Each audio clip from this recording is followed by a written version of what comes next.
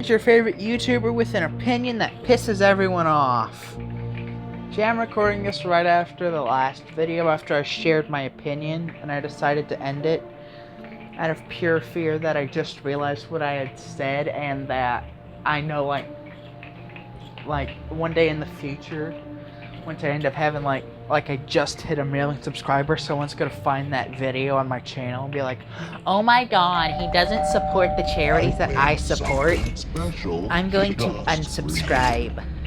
Because, like, once that video is uploaded, and, like, if you don't see that one, and then you watch this one, then you're gonna go like, well, what'd you do, or what's your opinion on what'd you say, like, what did you say? Like, I mostly, like, gave my 2 cents on the whole Scott Cawthon issue. And again, I hope you enjoyed my visit. I've got a special delivery. Never mind, because I mean, it's something I've talked about extensively with, like, friends and family, about how fucked up shit is nowadays, and how people get offended for other people when they weren't even offended in the first place. If anything, they enjoyed it. Like, again, I already told a story about a video I saw on TikTok that I thought was pretty funny. About a guy who asked his gardener, who was a Mexican, if he liked tequila.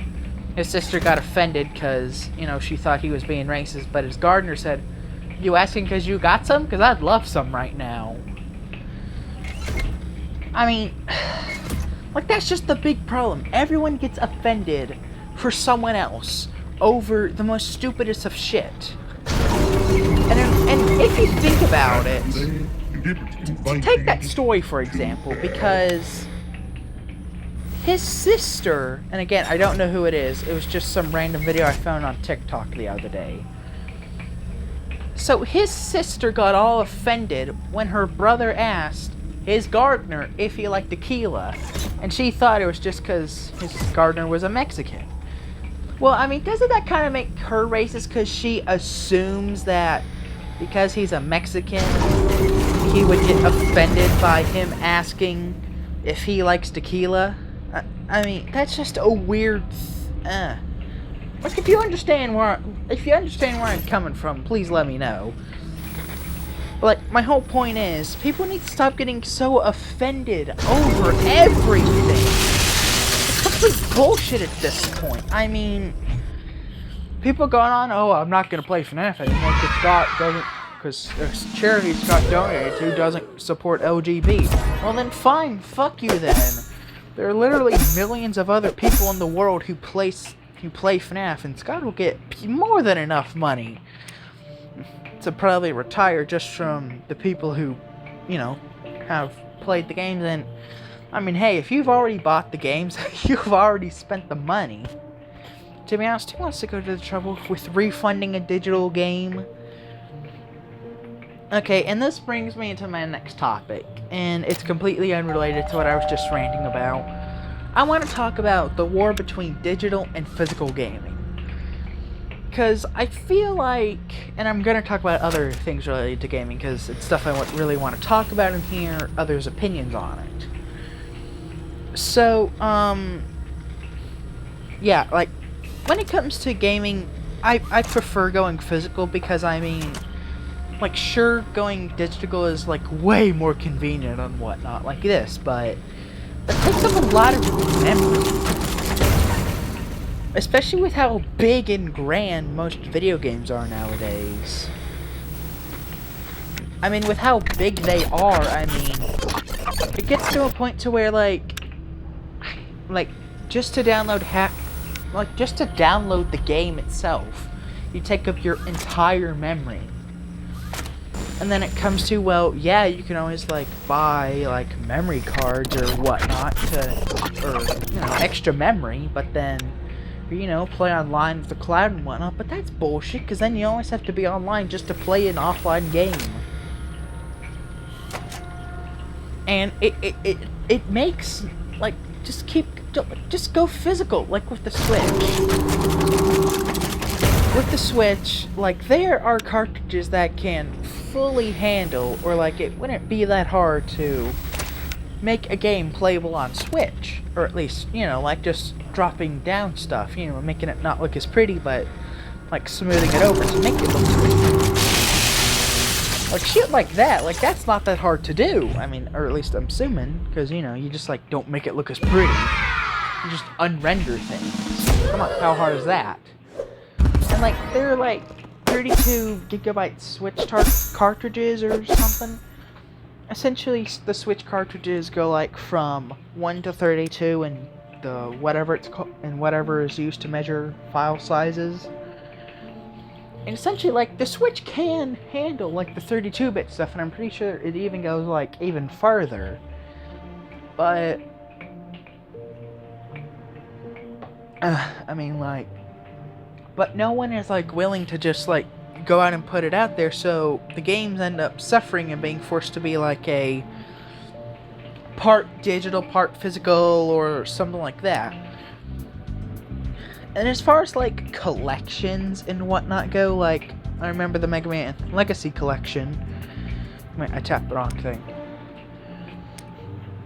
I remember when, well, yeah, I remember when that came out, and when it came out physical, you could download you got the smaller game on the cartridge, but you had to download the bigger game. Like, that made no sense, or why not just, like, you could easily fit both Legacy Collection 1 and 2 onto a single Switch cartridge. It was just that easy. Like, all you had to do, like, sure, when it came out at the time, there was, you had to develop a menu for that to select the game. But then, of course, there was the big update for the Switch that when you had, like, a cartridge that had 2 games on it, they then show up as 2 separate games on the menu. So it's easier to select and whatnot.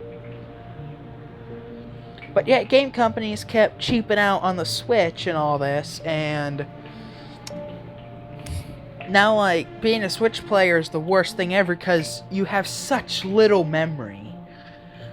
Which is why I am somewhat hoping for a Switch Pro to come out, and all I want from a new Nintendo Switch or new Nintendo console is, all I want is just like take the Switch and just give it full memory, like give it a massive memory.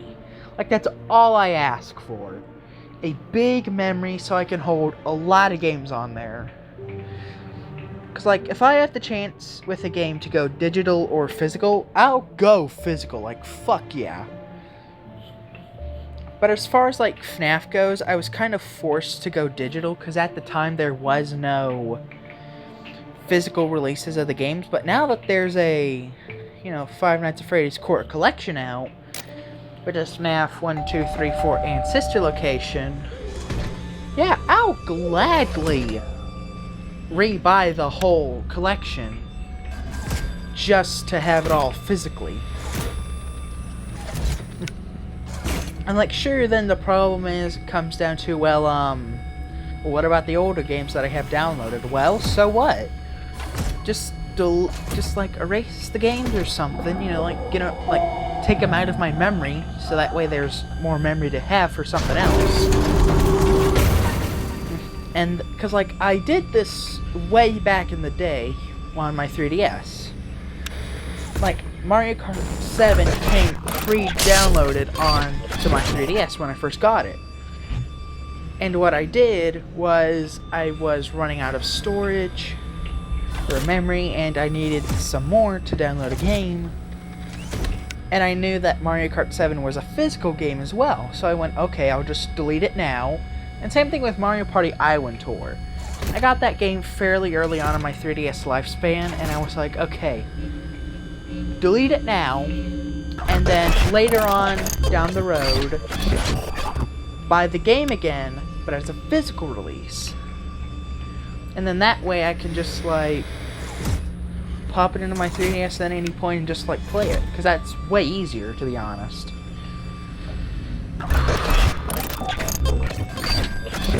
And, again, I don't understand the massive appeal of going completely digital.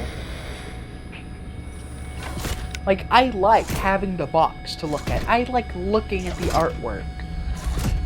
I like all of that stuff, but when it comes to purely going digital, the convenience, that's its biggest selling point.